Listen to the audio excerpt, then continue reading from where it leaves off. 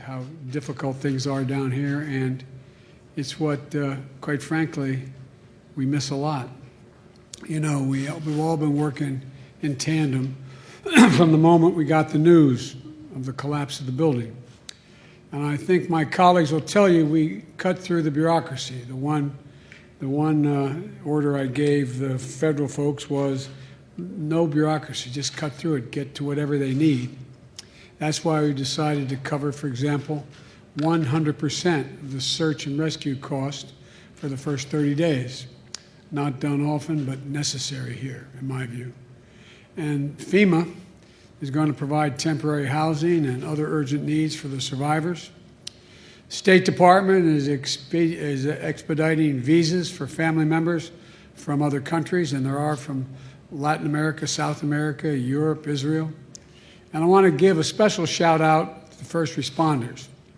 International Association of Firefighters, one of the best organizations in the country.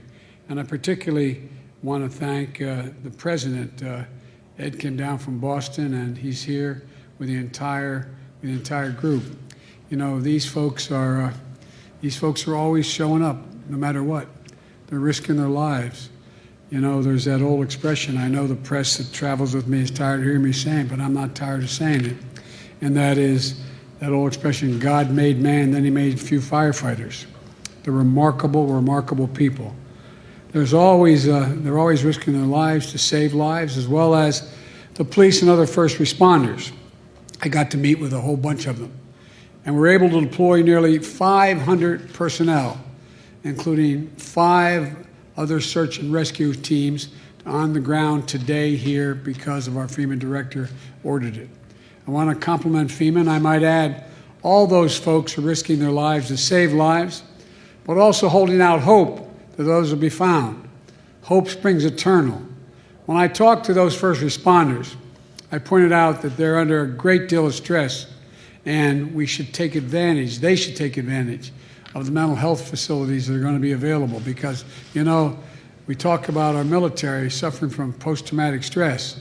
Well, seeing what they're seeing, doing what they're doing, understanding how much trauma is involved, I just don't want them thinking that they should walk away from help if it's needed. You know, they stand together, and it's really impressive. And there's also the need, in addition to state and local assistance, to determine the cause of this collapse and the adjacent buildings, how safe they are. There are 2 outstanding concerns. First, the remaining buildings may collapse. The remainder of the building may collapse. We need to determine if it's safe for first responders to return to the site to continue their rescue mission. That's being done right now, and that's why I asked the National Institute of Standards and Technology, NHTSA, to investigate to see if it's safe to go back and what caused the building to collapse in the first place. Because we're committed not only to recover, but to restore the safety across the board. But the other reason I came down was to meet with the families. The whole nation is mourning with these families. They see it every day on television. They're going through hell. And those who survived the collapse, as well as those who are missing loved ones. I realize I'm a little late because I spent a lot of time with the families, a whole lot of time. And I apologize for taking so long to get here, because I thought it was important to speak to every single person who wanted to speak to me. So after what you all covered when I opened up the meeting, I spent the remainder of the time, and such incredible people. I sat with one woman who had just lost her husband and her little baby boy. Didn't know what to do. I sat with another family that lost almost an entire family, cousins, brothers, sisters. And to watch them, and they're praying and pleading that, God, let there be a miracle. Let there be something happen for me that's good. Because I have, like many of you do, some idea what it's like to suffer that kind of loss. So many of them are suffering. You know, they had basic heart-wrenching questions. Will I be able to recover the body of my son or daughter, my husband, my cousin, my mom and dad? How can I have closure without being able to bury them if I don't get the body, what do I do? Jill and I wanted them to know that we're with them and the country's with them.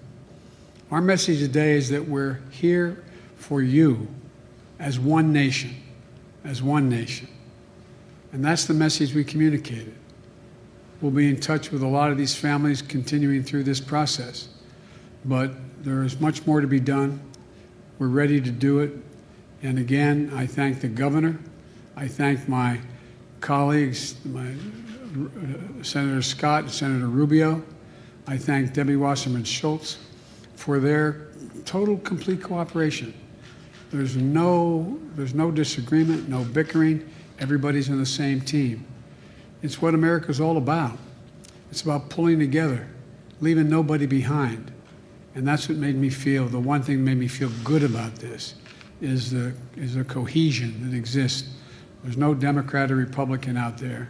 They're just people wanting to do the right thing for their fellow Americans. So may God bless the victims and their families, and may God protect our first responders. And I'll take a couple questions right now. Mr. President, what were you told today about the likelihood, you said hope springs eternal, but that somebody will be able to be pulled out alive from this? And what were you able to convey to the families about that possibility? Well, look, first of all, the families are very realistic. They know the longer it goes. And one of the things that the local FEMA personnel, as well as the local first responders, did is they took all of the families to the site to see what it looked like up close. And they're all realists. They all look and they see those floors just literally feet, cement upon cement upon cement.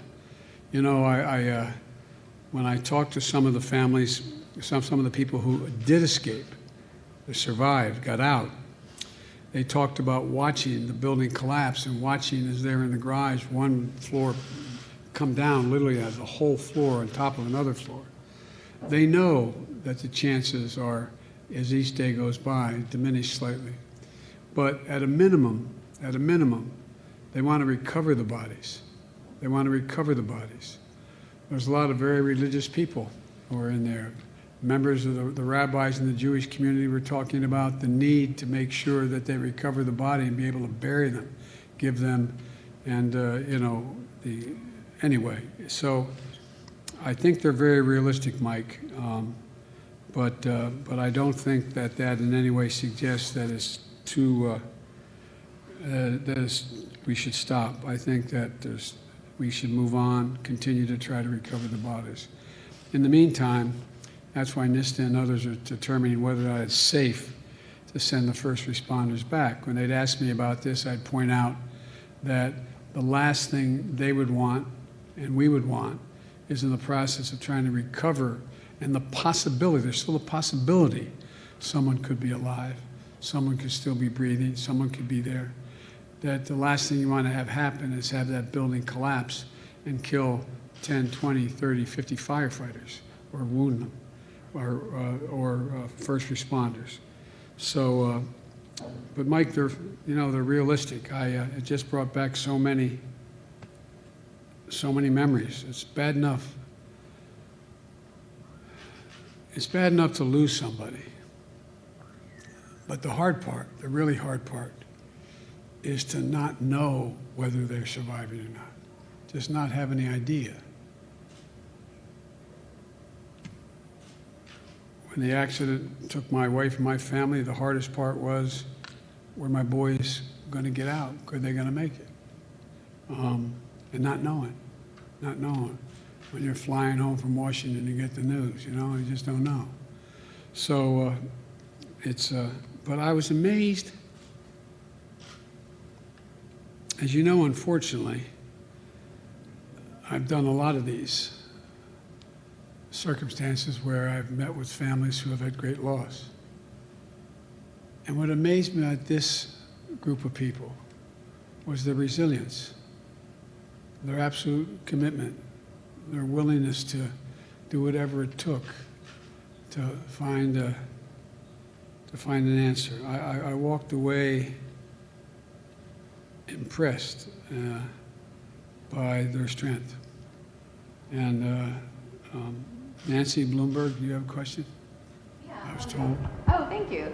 Yeah, what did you learn, if anything, about the collapse of the building? Is there anything more you learned from investigators or the FEMA administrator? No, it's underway. I don't, and the director of FEMA is with me here. We don't have any firm proof of what's happened.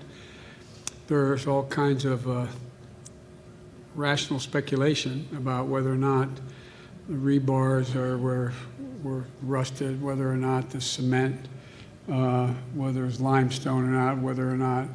But a lot of the families who survived talked about how upset they were that in the last years that they've been here, how there was one condominium complex built across the street and a road was purchased, and while they were living there, they would hear the drilling and they feel their building moving and shaking.